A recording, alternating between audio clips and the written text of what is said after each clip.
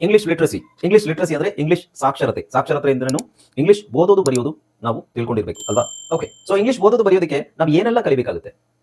ಏನೆಲ್ಲ ಅಂತ ಹೇಳಿದ್ರೆ, ನಾವು ಈಗ already phonics, blending, silent letters, ಆಮೇಲೆ ಇನ್ನೊಂದು ಅಷ್ಟು ವಿಷಯಗಳನ್ನು ಕಲ್ತೀವಿ. ಅದ್ರ ಜೊತೆಗೆ ನಾವು ಇನ್ನೇನು ಕಲಿಬೇಕು? Spelling rules. ಸ್ಪೆಲ್ಲಿಂಗ್ ರೂಲ್ಸ್ ಅಂದ್ರೆ ನಿಮಗೆ ಡೌಟ್ ಬರುತ್ತೆ, ಇದು ಈ ಸ್ಪೆಲ್ಲಿಂಗ್ ಯಾಕೆ ಇಲ್ಲಿ ಬರಬೇಕು, ಇದು ಯಾಕೆ ಇಲ್ಲಿ ಬರುತ್ತೆ, ಇದನ್ನ ಈ ತರ ಯಾಕೆ ಬರೀಬೇಕು ಅನ್ನೋ ಡೌಟ್ಸ್ ಇರುತ್ತಲ್ವಾ? ಸೊ ಆ ಡೌಟ್ಸ್ ಅನ್ನ ಕ್ಲಿಯರ್ ಮಾಡಲಿಕ್ಕೆ ಸ್ಪೆಲ್ಲಿಂಗ್ ರೂಲ್ಸ್ ನಿಮಗೆ ಕ್ಲಾರಿಟಿ ಕೊಡುತ್ತೆ. ಓಕೆ, ಆದ್ರೆ ನೆನಪಿಟ್ಕೊಳ್ಳಿ ಎಲ್ಲರೂ, ಸ್ಪೆಲ್ಲಿಂಗ್ ರೂಲ್ಸ್ ನಾವು ಪದಗಳನ್ನ ಬರಿಬೇಕಾದ್ರೆ ಮತ್ತೆ ಓದಬೇಕಾದ್ರೆ ನಮ್ಮ ತಲೆಯಲ್ಲಿ ಇರೋದಿಲ್ಲ. ನಾವು ಇದನ್ನ ಪ್ರಾಕ್ಟೀಸ್ ಮೂಲಕ ಆ ಸ್ಪೆಲ್ಲಿಂಗ್ ರೂಲ್ಸ್ ಅನ್ನ ಬರೆದು ಪ್ರಾಕ್ಟೀಸ್ ಮಾಡಿ ತಿಳ್ಕೊಂಡು ಪದೇ ಪದೇ ಓದೋದ್ರಿಂದ ನಮಗೆ ಅದು ಸ್ಪೆಲ್ಲಿಂಗ್ ರೂಲ್ಸ್ ಮೈಂಡ್ ಅಲ್ಲಿ ಇರುತ್ತೆ. ಆದ್ರೆ ನಾವು ಏನಾದ್ರೂ ಓದಬೇಕಾದ್ರೆ ಬರಿಬೇಕಾದ್ರೆ ಸ್ಪೆಲ್ಲಿಂಗ್ ರೂಲ್ಸ್ ಮೈಂಡಿಗೆ ಬರೋದಿಲ್ಲ. ಓಕೆ, ನೀವು ತುಂಬಾ ಪ್ರಾಕ್ಟೀಸ್ ಮಾಡಿದ್ರೆ ಮಾತ್ರ ಸ್ಪೆಲ್ಲಿಂಗ್ ರೂಲ್ಸ್ ಬರಿಬೇಕಾದ್ರೆ ನಮಗೆ ನೆನಪಾಗುತ್ತೆ, ಇದು ಇಲ್ಲಿ ಬರಿಬಾರ್ದು, ಇದು ಇಲ್ಲಿ ಬರಿಬೇಕು ಅಂತ. ಓಕೆ, ಸೊ ಹಾಗಾಗಿ ನಾವು ತಿಳ್ಕೊಂಡು ಅದನ್ನ ನಾವು ಕರೆಕ್ಟ್ ಆಗಿ ಅಳವಡಿಸ್ಕೋಬೇಕು. ಅಂದ್ರೆ ಮಾತ್ರ ನಮಗೆ ಸ್ಪೆಲ್ಲಿಂಗ್ ರೂಲ್ಸ್ ಕರೆಕ್ಟ್ ಆಗಿ ನೆನಪಲ್ಲಿ ಇರುತ್ತೆ. ಓಕೆ, ಹಾಯ್ ಫ್ರೆಂಡ್ಸ್, ಇದೊಂದು ವಿಶೇಷ ಸೂಚನೆ. ನಮ್ಮಲ್ಲಿ ಇದೀಗ ಆನ್ಲೈನ್ ಸ್ಪೋಕನ್ ಇಂಗ್ಲಿಷ್ ಕೋರ್ಸ್ನ ಹೊಸ ಬ್ಯಾಚ್ ಶುರುವಾಗಿದೆ. ನೀವು ಇನ್ಮೇಲೆ ಎಲ್ಲೂ ಹೊರಗಡೆ ಹೋಗಿ ಇಂಗ್ಲಿಷ್ ಕಲಿಯುವ ಅವಶ್ಯಕತೆ ಇಲ್ಲ. ಮನೆಯಲ್ಲೇ ಕೂತ್ಕೊಂಡು ಯಾವುದೇ ಟೆನ್ಷನ್ ಇಲ್ಲದೆ, ಏನು ಮುಗಿದಿರಬಿಲ್ಲದೆ ಇಂಗ್ಲಿಷ್ ಮಾತಾಡೋದನ್ನ ಕಲಿಯಬಹುದು. ಸ್ನೇಹಿತರೆ, ಸ್ಪೋಕನ್ ಇಂಗ್ಲಿಷ್ ಮಾತ್ರ ಅಲ್ಲ, ನಿಮಗೆ ಇಂಗ್ಲಿಷ್ನ ಓದಲಿಕ್ಕೆ ಬರಲಿಕ್ಕೆ ಬರಲ್ಲ ಅಂತ ಇಟ್ಕೊಳ್ಳಿ. ಈಗ ಇಂಗ್ಲಿಷಲ್ಲಿ ನಿಮಗೆ ಓದಲಿಕ್ಕೆ ಬರಲಿಕ್ಕೆ ಬರಲ್ಲ, ಬರೀ ನಿಮಗೆ ABCD ಮಾತ್ರ ಗೊತ್ತು, ಅಥವಾ ABCD ಗೊತ್ತಿಲ್ಲ ಅಂತ ಇಟ್ಕೊಳ್ಳಿ. ಸೊ ABCD ಗೊತ್ತಿಲ್ಲ ಅಂತ ಪರವಾಗಿಲ್ಲ, ನಾವು ನಿಮಗೆ ಇಂಗ್ಲಿಷ್ನ ಬೇಸಿಕ್ಕಿಂದನೇ ಓದಲಿಕ್ಕೆ ಮತ್ತೆ ಬರಲಿಕ್ಕೆ ಸಹ ಹೇಳ್ಕೊಡ್ತೀವಿ. ಅದು ಅಲ್ಲದೆ ನೀವು ಒಂದು ವೇಳೆ ಕನ್ನಡ ಬರಲ್ಲ ಅಂತ ಇಟ್ಕೊಳ್ಳಿ, ಕನ್ನಡನೂ ಹೇಳ್ಕೊಟ್ಟು ಕನ್ನಡದಿಂದ ಇಂಗ್ಲಿಷ್ನ ಹೇಗೆ ಓದೋದು, ಕನ್ನಡನೂ ನಾವು ಹೇಳ್ಕೊಟ್ಟು ಅದರ ಮೂಲಕ ಇಂಗ್ಲಿಷ್ನ ಹೇಗೆ ಕಲಿಯೋದು ಅನ್ನೋದನ್ನ ನಾವು ಈ ಕೋರ್ಸಲ್ಲಿ ಇನ್ಕ್ಲೂಡ್ ಮಾಡಿದ್ದೀವಿ. ಸ್ನೇಹಿತರೆ, ಈ ಕೋರ್ಸ್ನ ಚಿಕ್ಕ ಮಕ್ಕಳನ್ನು ಹೊರತುಪಡಿಸಿ ಬೇರೆ ಯಾರು ಬೇಕಾದ್ರೆ ಈ ಕೋರ್ಸ್ಗೆ ಜಾಯ್ನ್ ಆಗಬಹುದು. ನೀವು ಕೆಲಸಕ್ಕೆ ಹೋಗಿರ್ಬೋದು, ಮನೆಯಲ್ಲಿ ಇರ್ಬೋದು, ಅಥವಾ ನೀವು ಯಾವುದೋ ಒಂದು ಬಿಸ್ನೆಸ್ ಮಾಡ್ತಾ ಇರ್ಬೋದು. ಓಕೆ, ಸೊ ಯಾರು ಬೇಕಾದ್ರೂ ಈ ಕೋರ್ಸ್ನ ಜಾಯ್ನ್ ಆಗಬಹುದು. ಹಾಗಾದ್ರೆ ಸ್ನೇಹಿತರೆ, ತಡ ಯಾಕೆ? ಈ ಸ್ಪೋಕನ್ ಇಂಗ್ಲಿಷ್ ಕೋರ್ಸ್ ಮತ್ತು English basic reading and writing ಕೋರ್ಸ್ನ ಜಾಯ್ನ್ ಆಗಬೇಕು ಅಂತ ಆಸಕ್ತಿ ಇರೋರು ಈ ಕೂಡಲೇ ನಿಮ್ಮ ಫೋನ್ ತೆಗೆದುಕೊಳ್ಳಿ ಹಾಗೂ ಇಲ್ಲಿ ಬರ್ತಿರುವಂತಹ ನಂಬರ್ಗೆ ಅಥವಾ ಕೆಳಗಡೆ ಬರ್ತಾ ಇರುವಂತಹ ನಂಬರ್ಗೆ ನೀವು ಕರೆ ಮಾಡತಕ್ಕದ್ದು ಅಥವಾ ವಾಟ್ಸ್ಆ್ಯಪ್ನಲ್ಲಿ ಸಂಪರ್ಕಿಸಿ ನಿಮ್ಮ ಹೆಸರನ್ನು ರಿಜಿಸ್ಟರ್ ಮಾಡಿಕೊಳ್ಳಿ. ಓಕೆ, ಸ್ಪೆಲ್ಲಿಂಗ್ ರೂಲ್ಸ್ ಅಂದ್ರೆ ಏನು? ಸ್ಪೆಲ್ಲಿಂಗ್ ರೂಲ್ಸ್ ಸುಮಾರು 30-35 ಸ್ಪೆಲ್ಲಿಂಗ್ ರೂಲ್ಸ್ ಅಂತ ಹೇಳ್ಬೋದು, ಇನ್ನು ಜಾಸ್ತಿನೇ ಇದೆ. ಜನರಲ್ ಆಗಿ ನಾವು ಕಾಮನ್ ಆಗಿ ಸ್ಪೆಲ್ಲಿಂಗ್ ರೂಲ್ಸನ್ನು ಯಾವ ಥರ ನಾವು ಡಿವೈಡ್ ಮಾಡ್ತೀವಿ? ಓಕೆ, ಸೊ ಬೇಸಿಕಲಿ ನೋಡಿ, spelling rules rule number one ಅಲ್ಲಿ ನಾವೇನು ತಗೊಳ್ತೀವಿ ಅಂತ ಹೇಳಿದ್ರೆ, ಇಂಗ್ಲಿಷ್ ಪದಗಳು JIVU ಅಕ್ಷರಗಳೊಂದಿಗೆ ಕೊನೆಗೊಳ್ಳುವುದಿಲ್ಲ. ಓಕೆ, ಸೊ ಏನಂತ ಹೇಳ್ತಾ ಇದೆ ಇದು? ಇಂಗ್ಲಿಷ್ ಪದಗಳು JIVU ಅಂದರೆ ಒಂದೊಂದು ಅಕ್ಷರ ಜೆ ಅಲ್ಲಿ ಎಂಡ್ ಆಗಲ್ಲ, ಐ ಅಲ್ಲಿ ಎಂಡ್ ಆಗಲ್ಲ, ವಿ ಅಲ್ಲಿ ಎಂಡ್ ಆಗಲ್ಲ, ಯು ಅಲ್ಲಿ ಎಂಡ್ ಆಗಲ್ಲ. ಓಕೆ ಅಂತ ನಾನು ಹೇಳ್ತಾ ಇದ್ದೀನಿ. ಅಂದರೆ ಕೊನೆಗೊಳ್ಳುವುದು ಅಂತ ಹೇಳಿದ್ರೆ ಲಾಸ್ಟಲ್ಲಿ ಬರಲ್ಲ ಅಂತ ಅರ್ಥ. ಕೊನೆಯಲ್ಲಿ ಅಂದರೆ ಯಾವುದೇ ಪದ ಜೆ ಅಲ್ಲಿ ಎಂಡ್ ಆಗಲ್ಲ, ಅಥವಾ ನಿಮಗೆ ಐ ಅಲ್ಲಿ ಎಂಡ್ ಆಗಲ್ಲ, ವಿ ಅಲ್ಲಿ ಎಂಡ್ ಆಗಲ್ಲ, ಅಥವಾ ಯು ಅಲ್ಲಿ ಎಂಡ್ ಆಗಲ್ಲ. ಇವು ಯಾವುದೇ ಅಕ್ಷರದಿಂದ ಇಂಗ್ಲಿಷ್ ಪದಗಳು ಎಂಡ್ ಆಗಲ್ಲ ಅಂತ ಹೇಳ್ತಾ ಇದ್ದೀವಿ. ಅದರಲ್ಲೂ ಕೆಲವು ಎಕ್ಸೆಪ್ಷನ್ಸ್ ಇದೆ. ಎಕ್ಸೆಪ್ಷನ್ಸ್ ಅಂದರೆ ಓಕೆ, ಸುಮಾರು ಪದಗಳು ಎಂಡ್ ಆಗಲ್ಲ, ಯಾವುದೋ ಒಂದು 2-3 ಪದಗಳು ಮಾತ್ರ ಎಂಡ್ ಆಗುತ್ತೆ, ಈ ಥರನೂ ಎಕ್ಸೆಪ್ಷನ್ಸ್ ಇದೆ. ಓಕೆ, ಸೊ ಈ ಸ್ಪೆಲ್ಲಿಂಗ್ ರೂಲ್ಸ್ ಅಂತ ಏನು ಹೇಳ್ತೀವಿ, ಕೆಲವು ಅಕ್ಷರಗಳಿಗೆ ಇದು ಎಕ್ಸೆಪ್ಷನ್ ಇರುತ್ತೆ, ಅಂದರೆ ಹೊರತುಪಡಿಸಿ. ನಾನು ತೋರಿಸ್ತೀನಿ ಆಮೇಲೆ ಏನದು ಅಂತ. ಓಕೆ, ಸೊ ಫಸ್ಟ್ ನಾವು ಜೆ ತಗೊಳ್ಳೋಣ. ಜೆ ಅಕ್ಷರದ ಉಚ್ಚಾರಣೆ ಏನು? ನಾವು ಜೆ ಅಂತ ಹೇಳ್ತೀವಲ್ವಾ? ಸೊ ಈಗ ಜೇದ ಉಚ್ಚಾರಣೆ ಬಂದು ಜ, ರೈಟ್? ಜೇದ ಉಚ್ಚಾರಣೆ ಜ, ಬೇರೆ ಯಾವುದೂ ಉಚ್ಚಾರಣೆ ಇಲ್ಲ ಇದಕ್ಕೆ. ಹಾಗಾದ್ರೆ ಇದರ ಅರ್ಥ ಏನು? ಇಂಗ್ಲಿಷಲ್ಲಿ ಯಾವುದೇ ಪದ ಜ ಅಲ್ಲಿ ಎಂಡ್ ಆಗಲ್ವಾ? ಜ ಅಲ್ಲಿ ಎಂಡ್ ಆಗಲ್ವಾ ಅಂತ ಕೇಳಿದ್ರೆ ಆಗತ್ತೆ, ಜ ಅಲ್ಲಿ ಎಂಡ್ ಆಗುತ್ತೆ. ಆದರೆ ಜ ಅಲ್ಲಿ ಎಂಡ್ ಆದಾಗ ಸೌಂಡ್ ನಾನು ಹೇಳ್ತಾ ಇರೋದು, ಅಲ್ಲಿ ನಾವು ಜೆ ಬರೆಯಲ್ಲ ಅಂತ ಹೇಳ್ತಾ ಇರೋದು. ರೈಟಿಂಗಲ್ಲಿ ಜೆ ಬರೆಯೋದಿಲ್ಲ, ಜೆ ಅಲ್ಲಿ ಎಂಡ್ ಆಗುತ್ತೆ. ನೋಡಿ, ಈಗ ಪದಗಳು ಜೆ ಅಲ್ಲಿ ಎಂಡ್ ಆಗುತ್ತೆ. ಲಾರ್ಜ್, ಸೊ ಇದು GE, ಇದನ್ನ ಜ ಅಂತ ಹೇಳ್ತೀವಿ. Large, charge, edge, age, cage, page. So ಇದೆಲ್ಲ ಅಕ್ಷರಗಳು ನಿಮಗೆ, ಎಲ್ಲ ಪದಗಳು ನಿಮಗೆ ಜ ಅಲ್ಲಿ ಎಂಡ್ ಆಗಿದ್ದಾವೆ. ಜ ಅಲ್ಲಿ ಎಂಡ್ ಆಗಿದೆ. ಬಟ್ ಇದನ್ನ ಅಕ್ಷರ ಏನು ಬರಿತೀವಿ ನಾವು? GE. ಎಲ್ಲ ನೋಡಿ, GE ಇದೆಯಾ? GE. ಓಕೆ, ಇದರ ಅರ್ಥ ಏನು? ಜೆ ಬರೆಯೋದ್ರ ಬದಲು ನಾವು GE ಬರಿತೀವಿ. ಓಕೆ, ನಾನು ಫಸ್ಟ್ ಕ್ಲಾಸಲ್ಲೇ ನಾನು ನಿಮಗೆ ಹೇಳಿದ್ದೀನಿ, ಜಿ ಅನ್ನೋ ಅಕ್ಷರಕ್ಕೆ 2 ಸೌಂಡ್ ಇದೆ ಅಂತ ಹೇಳಿದ್ದೆ. ಜಿ ಅನ್ನೋ ಅಕ್ಷರಕ್ಕೆ 2 ಸೌಂಡ್ ಇದೆ ಅಂತ ಹೇಳಿದ್ದೆ. ಅದು ಯಾವುದು? ಒಂದು ಗ, ಇನ್ನೊಂದು ಜ. ಓಕೆ, ಇದರರ್ಥ ಏನು? GE ಕೊನೆಗೆ ಬಂದಾಗ ನಾವು ಅದನ್ನು ಜ ಅಂತ ಹೇಳಬೇಕು. ಜಿ ಇ ಕೊನೆಗೆ ಬಂದಾಗ ಏನು, ಕೊನೆಗೆ ಬಂದಾಗ ಮಾತ್ರ ಕೊನೆಗೆ ಬಂದಾಗ ಮಾತ್ರ ಅಂತಲ್ಲ, ಮಧ್ಯದಲ್ಲಿ ಬಂದಾಗಲೂ ಹೇಳಬೇಕು. ಬಟ್ ಜಿ ಇ ಕೊನೆಯಲ್ಲಿದ್ದರೆ ಅದನ್ನು ನೀವು ಗ ಅಂತ ಹೇಳಬಾರ್ದು ಅಥವಾ ಗೆ ಅಂತ ಹೇಳಬಾರ್ದು. ಇಲ್ಲಿ ಇ ಸೈಲೆಂಟ್ ಆಗಿರುತ್ತೆ, ಇನ ಹೇಳೋ ಹಾಗಿಲ್ಲ. ಈ ಜಿನ ನಾವು ಜ ಅಂತ ಹೇಳಬೇಕು. ಓಕೆ, ಇದು ಸ್ಪೆಲ್ಲಿಂಗ್ ರೂಲ್. ಯಾವುದೇ ಪದದಲ್ಲಿ ಕೊನೆಯಲ್ಲಿ ನಿಮಗೆ ಕರೆಕ್ಟಾಗಿ ಅರ್ಥ ಮಾಡ್ಕೊಳ್ಳಿ, ಸರಿಯಾಗಿ ಕೇಳಿಸ್ಕೊಳ್ಳಿ. ಯಾವುದೇ ಪದದಲ್ಲಿ ಕೊನೆಯಲ್ಲಿ ಜಿ ಇ ಅಂತ ಇದ್ದರೆ ಇಟ್ ಈಸ್ ಆಲ್ವೇಸ್ ಜ ಆಗಿರುತ್ತೆ. ಅಥವಾ ಇನ್ನೂ ಸ್ವಲ್ಪ ಡೀಪಾಗಿ ನೋಡಿದ್ರೆ ನಾವು ಝ ಅಂತ ಬರುತ್ತೆ. ಈ ಥರ ಒಂದು ಸೌಂಡ್ ಇದೆ, ಝ್ ಅಂತ ಬರುತ್ತೆ, ಝ್ ಅಂತ ಬರುತ್ತೆ. ಓಕೆ, ಸೊ ಅದು ಈಗ ಬೇಡ, ಜ ಅಂತಲೇ ಸಾಕು. ಫಸ್ಟು ಯಾವುದೇ ಪದದಲ್ಲಿ, ಇಂಗ್ಲೀಷಲ್ಲಿ ಯಾವುದೇ ಪದದಲ್ಲಿ ಜಿ ಇ ಅನ್ನೋ ಅಕ್ಷರ ಬಂತು ಅಂದರೆ ಅದನ್ನು ಜ ಅಂತಲೇ ಉಚ್ಚಾರಣೆ ಮಾಡಿ. ಯಾಕೆ ಅಂತ ಹೇಳಿದ್ರೆ ಈ ರೂಲ್ ಏನು ಹೇಳುತ್ತೆ, ನಾವು ಕೊನೆಯಲ್ಲಿ ಯಾವುದೇ ಪದದಲ್ಲಿ ಕೊನೆಯಲ್ಲಿ ಇಂಗ್ಲೀಷಲ್ಲಿ ಜೆ ಹಾಕೋ ಹಾಗೆ ಇಲ್ಲ. ಓಕೆ, ಜೆ ಇದು 4 ಅಕ್ಷರನೂ ಹಾಕೋ ಹಾಗಿಲ್ಲ ಅಂತ ಹೇಳ್ತಾ ಇದ್ದೀನಿ. ಅದನ್ನು ನಾವು ಜಿ ವು ಅಂತ ನೆನ್ಪಿಟ್ಕೊಳ್ಳಿ. ಜಿ ವು 4 ಅಕ್ಷರನೂ ಕೊನೆಯಲ್ಲಿ ಹಾಕೋ ಹಾಗಿಲ್ಲ. ಹಾಗಾದರೆ ಏನು ಮಾಡಬೇಕು? ಈಗ ಅರ್ಥ ಆಯ್ತಲ್ಲ, ನಾನು ಜೆ ನಿಮಗೆ ಎಕ್ಸ್ಪ್ಲೈನ್ ಮಾಡಿದೆ. ಇಲ್ಲಿ ನೋಡಿ, ಇಂಗ್ಲೀಷಲ್ಲಿ the following words end with letters either G E R D G E. Okay, ಒಂದು 2 ಥರ ಎಂಡ್ ಆಗುತ್ತೆ. ಜ ಅಂತ ಸೌಂಡ್ ಬಂದರೆ ಇಂಗ್ಲೀಷಲ್ಲಿ 2 ಥರ ಎಂಡ್ ಆಗುತ್ತೆ. ಒಂದು ಡಿ ಜಿ ಇ ಅಲ್ಲಿ ಎಂಡ್ ಆಗ್ಬೋದು, ಡಿ ಜಿ ಇ ಅದರಲ್ಲಿ ಎಂಡ್ ಆಗ್ಬೋದು, ಅಥವಾ ನಿಮಗೆ ಬರೀ ಜಿ ಇ ಅಲ್ಲಿ ಎಂಡ್ ಆಗ್ಬೋದು.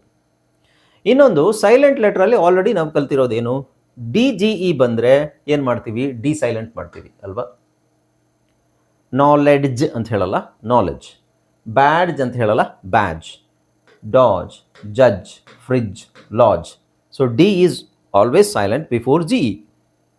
ಹಾಗಾದರೆ ಜಿ ಇ ಉಳಿಯುತ್ತೆ. ಆ ಜಿ ಇನ ನಾವೇನು ಮಾಡಬೇಕು, ಜ ಅಂತ ಹೇಳಬೇಕು. ಓಕೆ, ಇದರಲ್ಲಿ ಇನ್ನೊಂದು ನೋಡಿ, ಈ ಪದದಲ್ಲಿ ಒಟ್ಟು 2 ಅಕ್ಷರ ಸೈಲೆಂಟ್ ಇದೆ. ಒಂದು ಡಿ ಸೈಲೆಂಟ್ ಇದೆ, ಇ ಸೈಲೆಂಟ್ ಇದೆ. ಉಳಿಯೋದು ಯಾವುದು, B A G. B A G ಮಾತ್ರ ಉಳಿಯುತ್ತೆ. ಬಿ ಎ ಜಿ ನಾವು ಬ್ಯಾಗ್ ಅಂತ ಹೇಳ್ತೀವಾ, ಇಲ್ಲ. ಇದಕ್ಕೆ ಡಿಫ್ರೆನ್ಸ್ ಇದೆ. ಬಿ ಎ ಜಿ ಅಂತ ಮಾತ್ರ ನಾವು ಬರೆದ್ರೆ ಅಥವಾ ಬರೆದಿದ್ರೆ ಅದನ್ನು ನಾವು ಬ್ಯಾಗ್ ಅಂತ ಓದ್ತೀವಿ. ಅದೇ B A D G E ಇದ್ದರೆ ಅದನ್ನು ಬ್ಯಾಡ್ಜ್ ಅಂತ ಓದ್ತೀವಿ. ಸೊ ಇಲ್ಲಿ ಡಿ ಹಾಕಲೇಬೇಕು. ಡಿ ಹಾಕಿದ್ರೇ ನಾವು ಅದನ್ನು ಬ್ಯಾಡ್ಜ್ ಅಂತ ಓದೋದು. ಡಿ ಹಾಕದೇ ಇದ್ರೆ ಏನಾಗುತ್ತೆ, ಡಿ ಹಾಕಲ್ಲ. ನಾನು ಈಗ ಉದಾಹರಣೆಗೆ ಡಿ ಹಾಕಲ್ಲ ಅಂತ ಇಟ್ಕೊಳ್ಳಿ, ಬರೀ ಬಿ ಎ ಜಿ ಬರಿತೀನಿ. ಬಿ ಎ ಜಿ ಬರೆದಾಗ ಬ್ಯಾಗ್ ಆಗುತ್ತೆ. ನಮಗೆ ಬೇಜ್ ಅಂತ ಬೇಕಾದರೆ ಬೇಜ್, ಆಗ ನಾವು ಇಲ್ಲೊಂದು ಇ ಹಾಕ್ತೀವಿ. ಇದನ್ನು ಉಚ್ಚಾರಣೆ ಮಾಡಲ್ಲ, but B A G E beige. Okay, so B A G E beige ಅಂತ ಕಾಮನ್ ಆಗಿ ಆ ಪದನ ಯೂಸ್ ಮಾಡಲ್ಲ, ಬೇರೆ ಪದಗಳನ್ನು ಅದೇ ಥರ ಯೂಸ್ ಮಾಡ್ತೀವಿ. ಓಕೆ, ಅರ್ಥ ಆಯ್ತಲ್ಲ. ಸೊ ಫಸ್ಟ್ ರೂಲಲ್ಲಿ ನಿಮಗೆ ಫಸ್ಟ್ ರೂಲಲ್ಲಿ ಫಸ್ಟ್ ಪಾಯಿಂಟ್ ಏನು, ರೂಲ್ ನಂಬರ್ 1. ಅದರಲ್ಲಿ ಯಾವುದೇ ಪದದಲ್ಲಿ ಇಂಗ್ಲೀಷಲ್ಲಿ ಜೆ ಅಂತ ನಾವು ಬಳಸೋ ಹಾಗೆ ಇಲ್ಲ.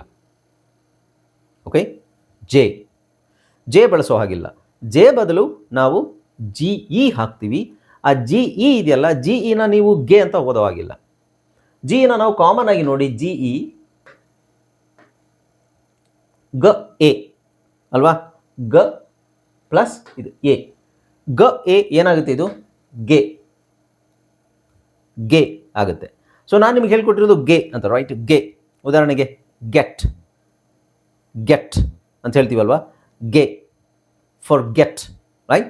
ಸೊ ಜಿ ಇ ಬಂದಾಗ ಗೇನು ಬರುತ್ತೆ, ಜನು ಬರುತ್ತೆ. ಅದು ಎಲ್ಲೆಲ್ಲಿ ಬರುತ್ತೆ ಅಂತ ಆಮೇಲೆ ನೋಡೋಣ. ಫಸ್ಟಿಗೆ ನೀವು ಕಾಮನ್ ಆಗಿ ಗೆ ಅನ್ನೋದು ಮಧ್ಯದಲ್ಲಿ ಬಂದಾಗ, ಸ್ಟಾರ್ಟಿಂಗಲ್ಲಿ ಬಂದಾಗ ಗೆ ಅಂತ ಬರುತ್ತೆ. ಬಟ್ ಕೊನೆಯಲ್ಲಿ ಬಂದಾಗ ಯಾವಾಗಲೂ, ಕೊನೆಯಲ್ಲಿ ಜಿ ಇ ಬಂದಾಗ ಯಾವಾಗಲೂ ಅದನ್ನು ಜ ಅಂತಲೇ ಹೇಳಬೇಕು, ಗೆ ಅಂತ ಹೇಳಬಾರ್ದು. ಈ ಜಿ ಇ ಅನ್ನೋದು ಮಧ್ಯದಲ್ಲಿ ಬಂದರೆ ಅಥವಾ ಸ್ಟಾರ್ಟಿಂಗಲ್ಲಿ ಬಂದರೆ ಗ ಅಥವಾ ಗೆ ಎರಡೂ, ಜೆ ಅಥವಾ ಗೆ ಎರಡೂ ಆಗೋ ಚಾನ್ಸಸ್ ಇದೆ. ಅದು ಆಮೇಲೆ ನೋಡೋಣ. ಅದು ವರ್ಡ್ಸು, ಜಾಸ್ತಿ ವರ್ಡ್ಸ್ ಏನಿಲ್ಲ.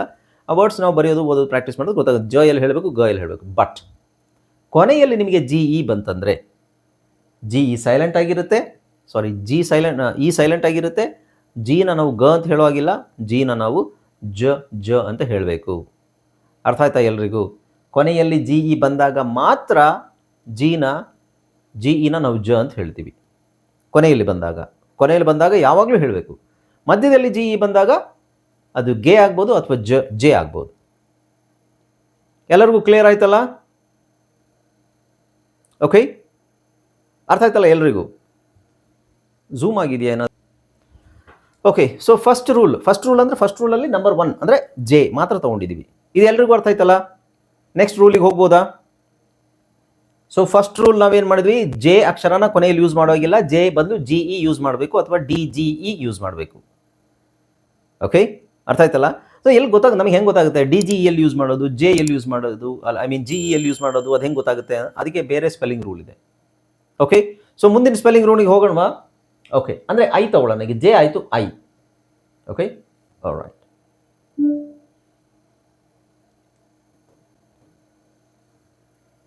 Okay, right. ಹಾಂ, ನಾನೇನು ಹೇಳಿದೆ, ಇಂಗ್ಲೀಷ್ ನಾವು ಕಲಿಬೇಕಾದ್ರೆ ಸ್ಪೆಲ್ಲಿಂಗ್ ರೂಲ್ ಬಹಳ ಮುಖ್ಯ ಅಂತ ಹೇಳಿದೆ. ಸ್ಪೆಲ್ಲಿಂಗ್ ರೂಲ್ ನಾವು ತಿಳ್ಕೊಂಡ್ರೆ ಅಕ್ಷರಗಳನ್ನು ನಾವು ಯಾವ ಅಕ್ಷರ ಹಾಕಬೇಕು, ಯಾವ ಅಕ್ಷರ ಹಾಕಬಾರ್ದು, ಯಾಕೆಂದರೆ ಒಂದೇ ಥರ ಉಚ್ಚಾರಣೆ ಇರುವಂತಹ ಹಲವು ಅಕ್ಷರಗಳಿರೋದ್ರಿಂದ ನಾವು ಗಮನ ವಹಿಸಿ ಕರೆಕ್ಟಾಗಿ ಹಾಕಬೇಕು. ಯಾವ ಅಕ್ಷರ ಹಾಕಬೇಕು ಅನ್ನೋದು ನಮಗೆ ಗೊತ್ತಿದ್ರೆ ಮಾತ್ರ ನಿಮಗೆ ರೀಡಿಂಗ್ ಆ್ಯಂಡ್ ರೈಟಿಂಗ್ ಇಂಪ್ರೂವ್ಮೆಂಟ್ ಕಾಣುತ್ತೆ. ಇಲ್ಲಾಂದರೆ ತುಂಬ ಸ್ಪೆಲ್ಲಿಂಗ್ ಮಿಸ್ಟೇಕ್ಸ್ ಆಗುತ್ತೆ. ಓಕೆ, ಸೊ ಆ ಸ್ಪೆಲ್ಲಿಂಗ್ ಮಿಸ್ಟೇಕ್ಸ್ನ ಅವಾಯ್ಡ್ ಮಾಡ್ಬೇಕಾದ್ರೆ ಏನು, ಕರೆಕ್ಟಾಗಿ ನಾವು ತಿಳ್ಕೊಂಡಿದ್ರೆ ನಮಗೊಂದು ಐಡಿಯಾ ಬರುತ್ತೆ. ಮತ್ತು ಬರಿತಾ ಓದ್ತಾ ಅದನ್ನು ನಮ್ಮ ಕರೆಕ್ಷನ್ಸ್ ಆಟೋಮೆಟಿಕ್ಕಾಗಿ ನಾವು ಮಾಡ್ಕೋಬೋದು. Okay, right. ಈಗ ರೂಲ್ ನಂಬರ್ 1 ಆದರೆ ರೂಲ್ ನಂಬರ್ 1 ಎರಡನೇ ರೂಲ್ ಅಲ್ಲ, ಅಕ್ಷರ ಎರಡನೇ ತೊಗೊಳ್ಳೋಣ. ಫಸ್ಟು ನಾವೇನು ಜೆ ತೊಗೊಂಡ್ವಿ, ಈಗ ಐ ತಗೊಳ್ಳೋಣ. ಈಗ ಏನು ಹೇಳ್ತೀವಿ ನಾವು, ಇಂಗ್ಲೀಷ್ ಪದಗಳು ಐ ಅಕ್ಷರದಿಂದ ಕೊನೆಗೊಳ್ಳುವುದಿಲ್ಲ.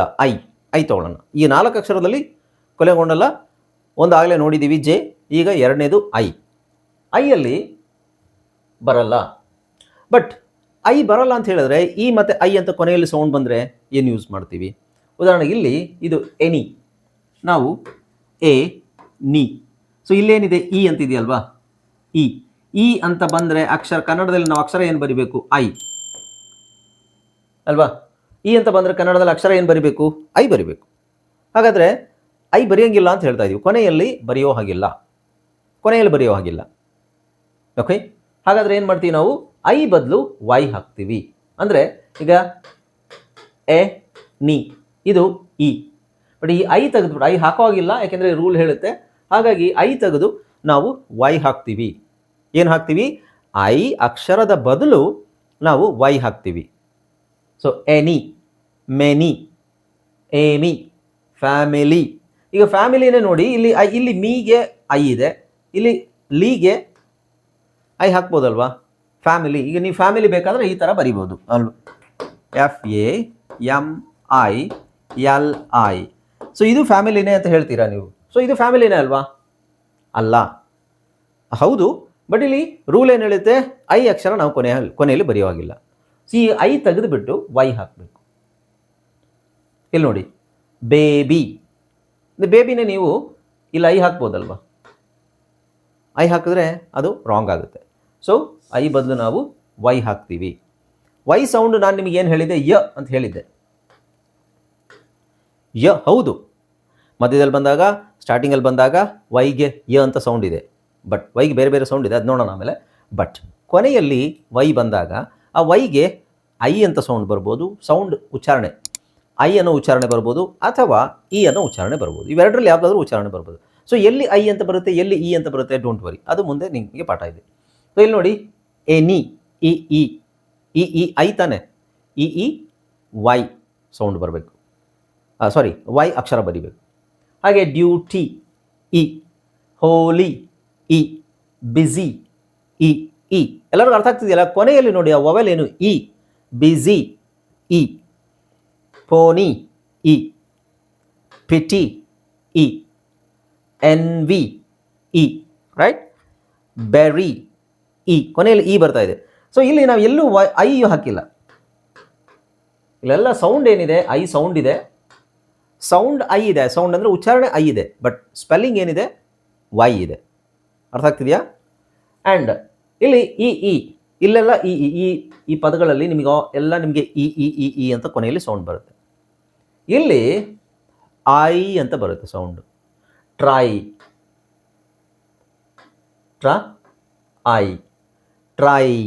ಅಂದರೆ ವೈ ಸೌಂಡ್ ಏನು? I. Try, fry, shy, my, why, cry, dry. ಅರ್ಥ ಆಯ್ತಾ? ಓಕೆ, ಸೊ ಇಲ್ಲಿ ಟ್ರೈ ಅಂತಿದೆ. ಟ್ರೈ, ಕೊನೆಯಲ್ಲಿ ಐ ಅಂತ ಬಂದಿದೆ, ನಾವು ಇದನ್ನ ಹಿಂಗೆ ಬರೆಯೋ ಹಾಗಿಲ್ಲ. ಯಾವುದು?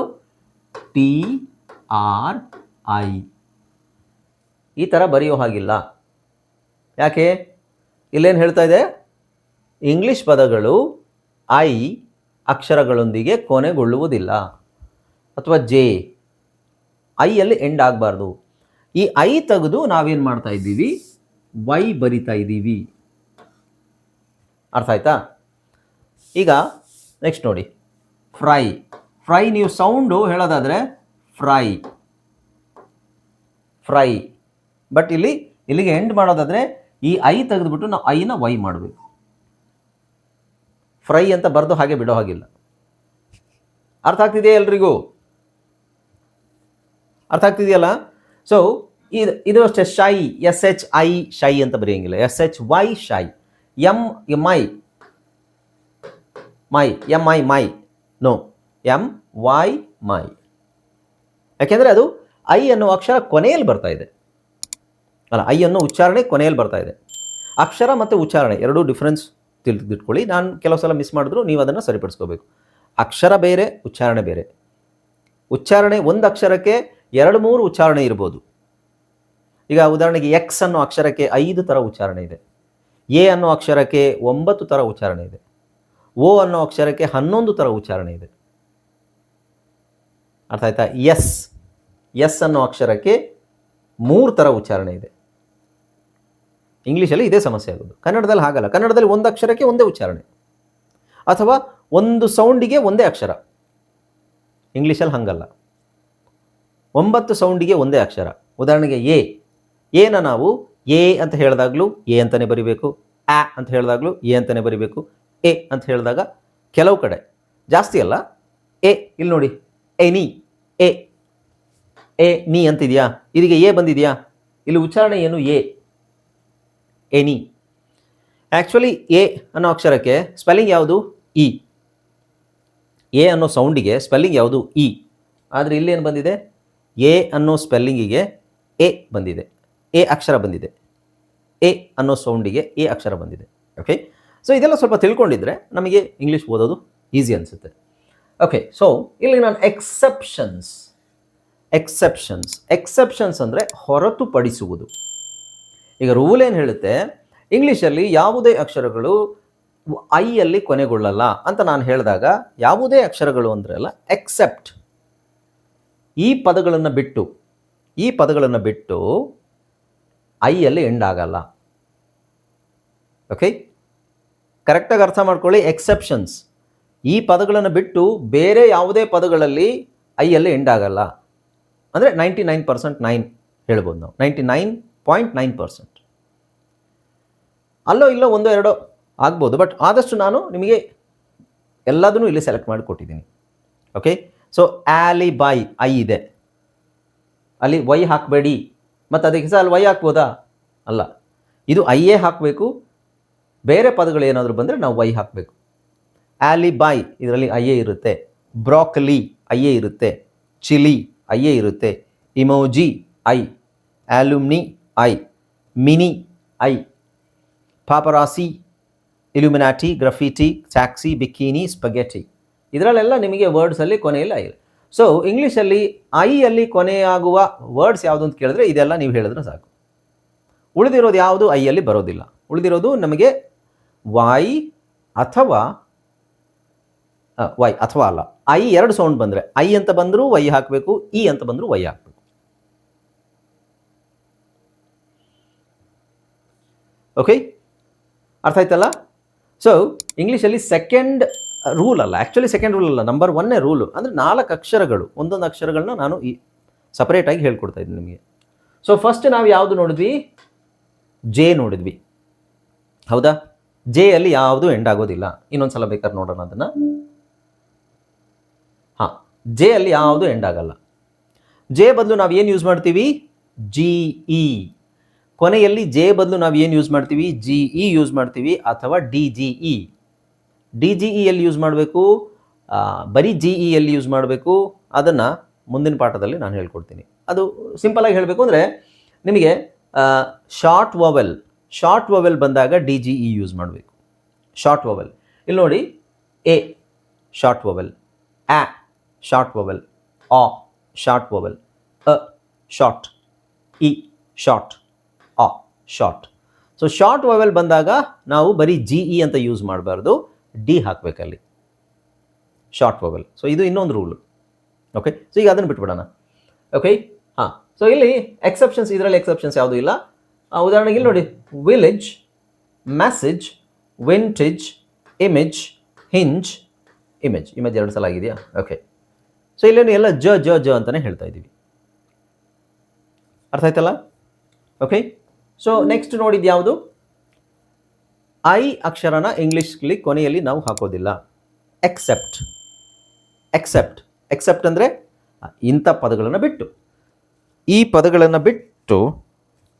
ಪದಗಳನ್ನು ಬಿಟ್ಟು ನಾವು ಬೇರೆ ಯಾವುದೇ ಪದಗಳಲ್ಲಿ ಐ ಹಾಕಲ್ಲ. ಹಾಗಾದರೆ ಈ ಮತ್ತು ಐ ಅಂತ ಸೌಂಡ್ ಉಚ್ಚಾರಣೆ ಬಂದಾಗ ನಾವೇನು ಯೂಸ್ ಮಾಡ್ತೀವಿ? ವೈ ಹಾಕ್ತೀವಿ. ಅರ್ಥ ಆಯ್ತಾ? ಯಾರಿಗಾದ್ರೂ ಏನಾದರೂ ಪ್ರಶ್ನೆ ಇದೆಯಾ?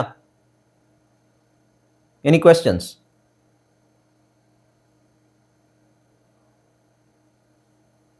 Any questions? ಇಲ್ಲ. ಮುಂದೆ ಹೋಗೋಣವಾ? Next rule same. ಏನು? ಐ ಆಯಿತು, V. Okay.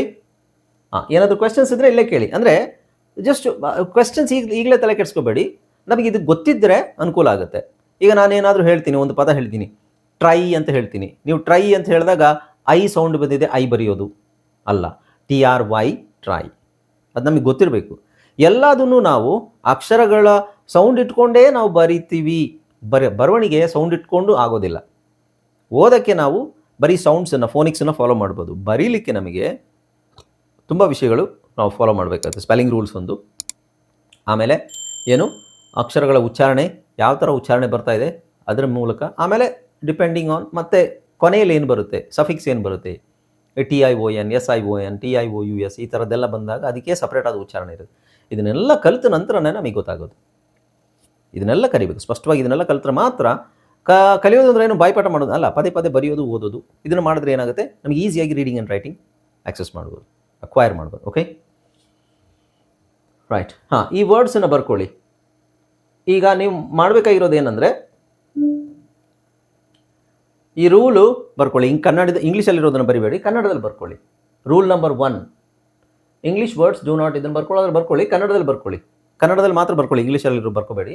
Rule number 1, English ಪದಗಳು JIVU ಅಕ್ಷರಗಳೊಂದಿಗೆ ಕೊನೆಗೊಳ್ಳುವುದಿಲ್ಲ. ಫಸ್ಟು ಜೆಯನ್ನು ಮಾರ್ಕ್ ಮಾಡಿಕೊಂಡು, ಓಕೆ, ಇದನ್ನು ಬರ್ಕೊಳ್ಳಿ. ಇದೊಂದು 2-3 ವರ್ಡ್ಸ್ ಬರ್ಕೊಳ್ಳಿ ಅಷ್ಟು. 3 ವರ್ಡ್ಸ್ ಬರ್ಕೊಳ್ಳಿ, ಎಲ್ಲದನ್ನು ಬರ್ಕೊಳ್ಳೋಕೆ ಹೋಗಬೇಡಿ. 3 ವರ್ಡ್ಸ್ ಬರ್ಕೊಳ್ಳಿ.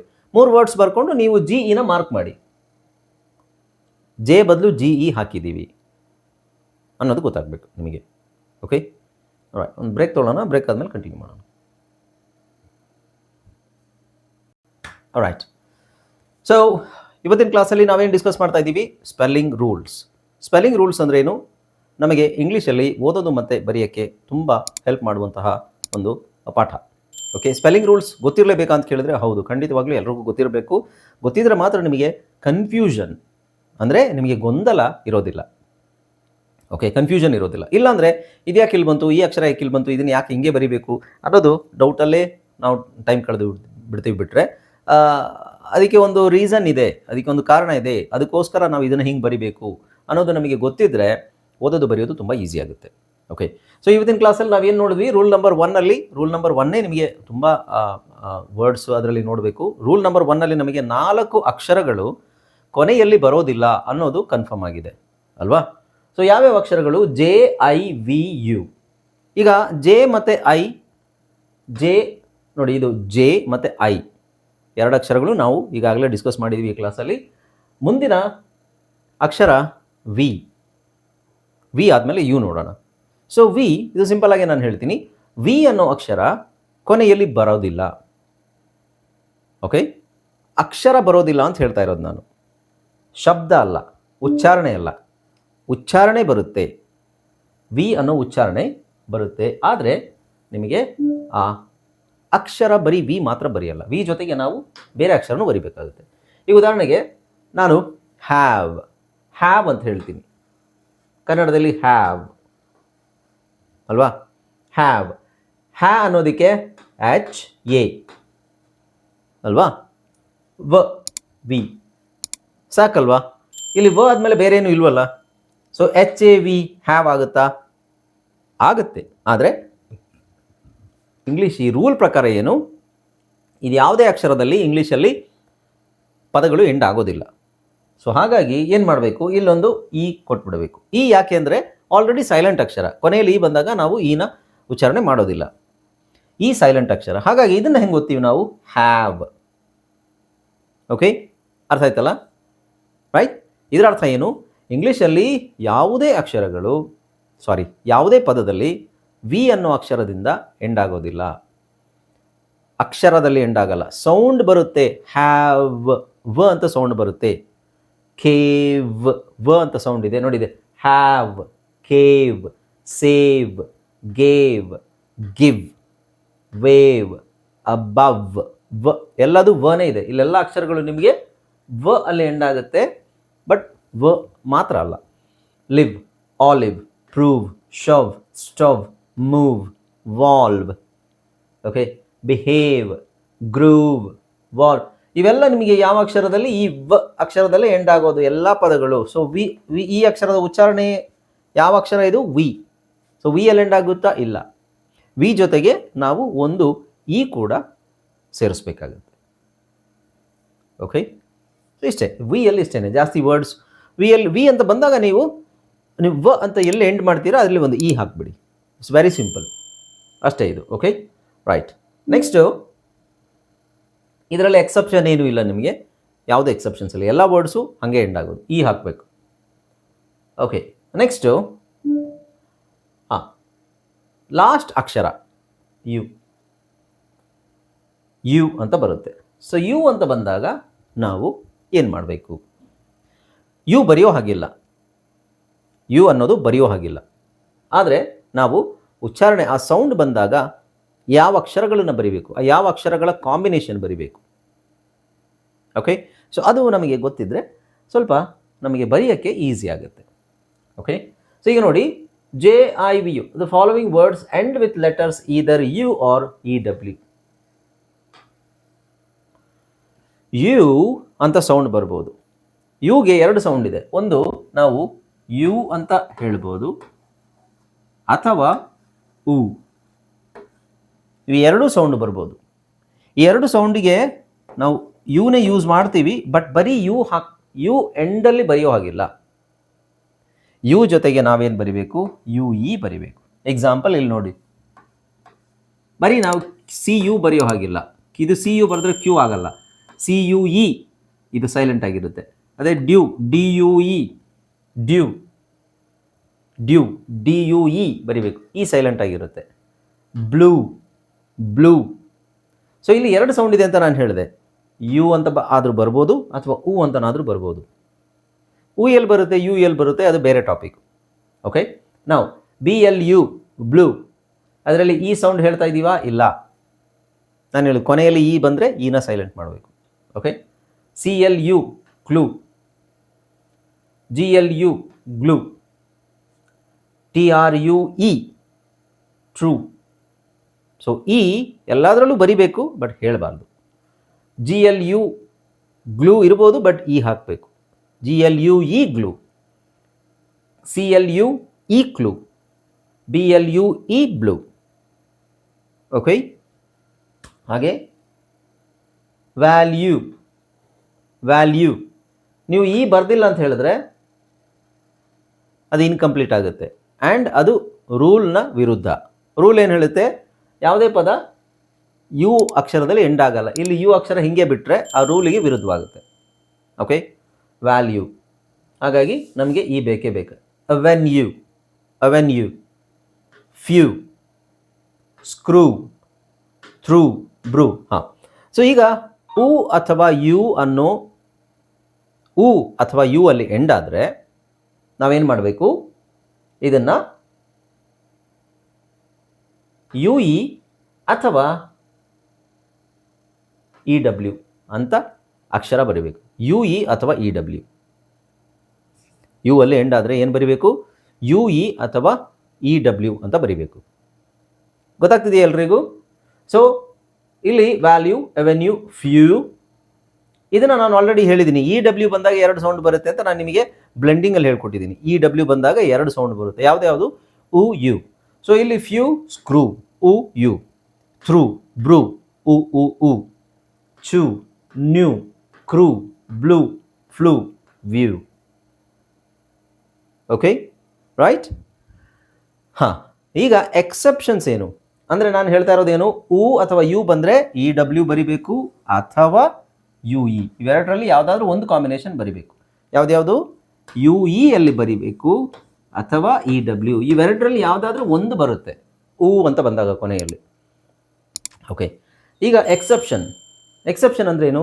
ಈ ಪದಗಳನ್ನು ಹೊರತುಪಡಿಸಿ, ಈ ಪದಗಳನ್ನು ಬಿಟ್ಟು ಬೇರೆ ಪದಗಳು ಬಂದಾಗ ನಾವು ಯು ಇ ಅಥವಾ ಇ ಡಬ್ಲ್ಯೂ ಹಾಕಬೇಕು. ಈ ಪದಗಳಲ್ಲಿ ಯುನೇ ಬರುತ್ತೆ. ಯಾವುದು? Y O U U, U ಇದೆ. ಇಲ್ಲಿ ಯು ಇದೆಯಾ? ಇದೆ ತಾನೆ. ಫ್ಲೂ, ಇಲ್ಲಿ ನಾವು ಫ್ಲೂಗೆ ಈ ಹಾಕಿಲ್ಲ, ಈ ಹಾಕಿದ್ರೆ ಅದು ತಪ್ಪಾಗುತ್ತೆ, ಈ ಹಾಕಬಾರ್ದು. Emu, U. ಬ್ಯೂರೋ, ಯು ಇದೆ, ರೈಟ್? ಲ್ಯೂ, ಯು ಇದೆ. ಪ್ಲಾಟೋ, ಯು ಇದೆ. ಮೆನ್ಯೂ, ಯು ಇದೆ. ಹೌದಾ ಅಲ್ವಾ?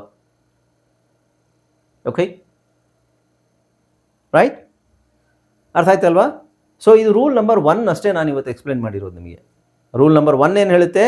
ಯಾವುದೇ ಅಂದರೆ ಆಲ್ಮೋಸ್ಟ್ ಆಲ್ ಎಕ್ಸೆಪ್ಷನ್ ಇದೆ ಅದು. ಸೊ ನೀವು ಯಾವುದೇ ಇಂಗ್ಲೀಷ್ ಪದಗಳು ಸಾಮಾನ್ಯವಾಗಿ ಜೆ